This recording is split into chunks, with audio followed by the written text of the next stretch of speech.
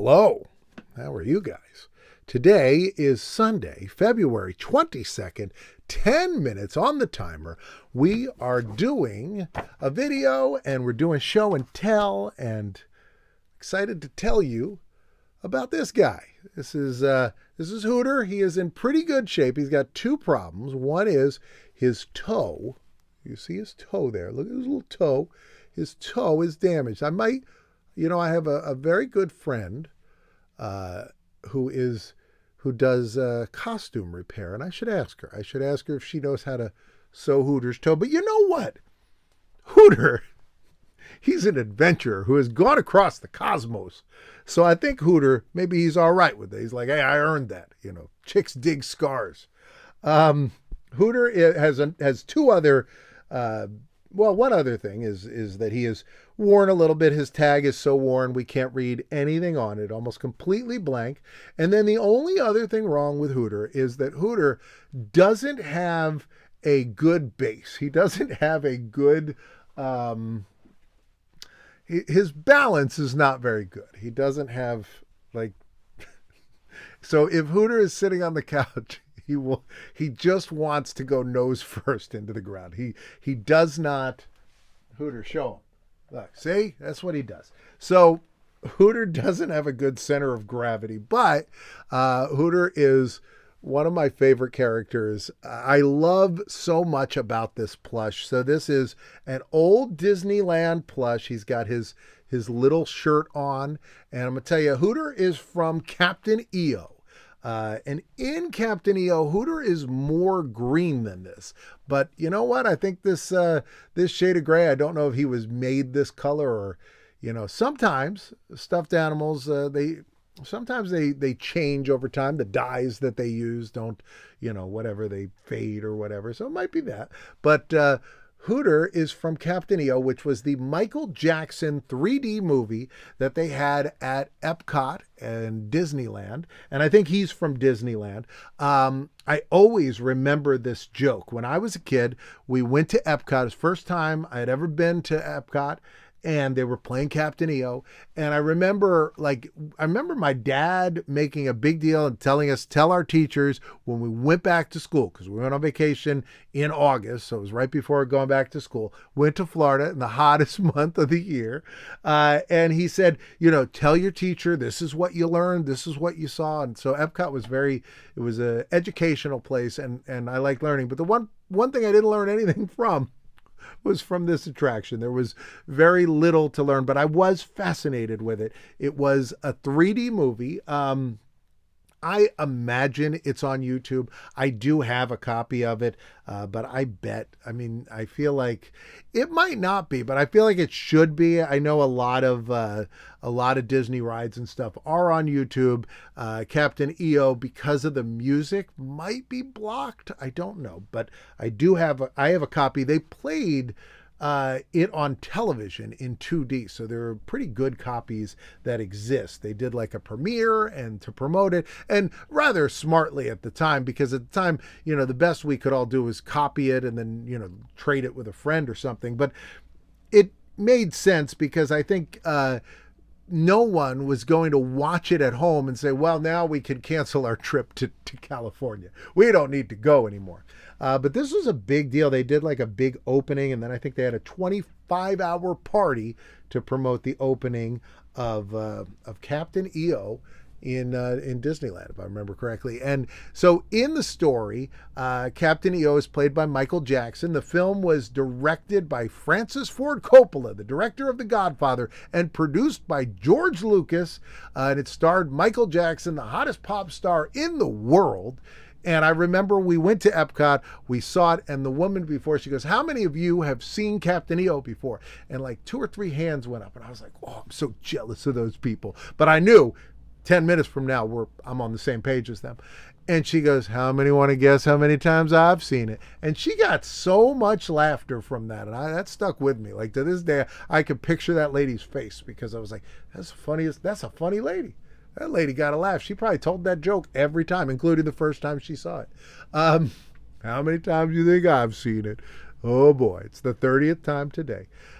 In the movie, Michael Jackson is like the commander of this ship. One of his people on the ship is Hooter. Hooter's the idiot jerk. Low battery warning, but we're all right. Hooter is the idiot jerk of the expedition, and Michael Jackson comes out and he's like, the command thinks we're a bunch of losers, but we're going to prove them wrong. And then Hooter throws like a soda can at the screen and we all go, whoa. And then at one point, Hooter like sprays water at us through his snout. And Hooter's just like a real jerk. I like Hooter. He's my kind of elephant creature. And Hooter does kind of save the day at the end a little bit, but mostly like Hooter ate the map at one point. So if you watch the movie, if you watch the Captain EO, Michael Jackson screams Hooter so many times. He's always yelling at poor Hooter. But I loved Hooter, and sometime I picked this guy up, and I've had him ever since, like on display. He's got like, if you look, he's got like real muscular arms and muscular legs.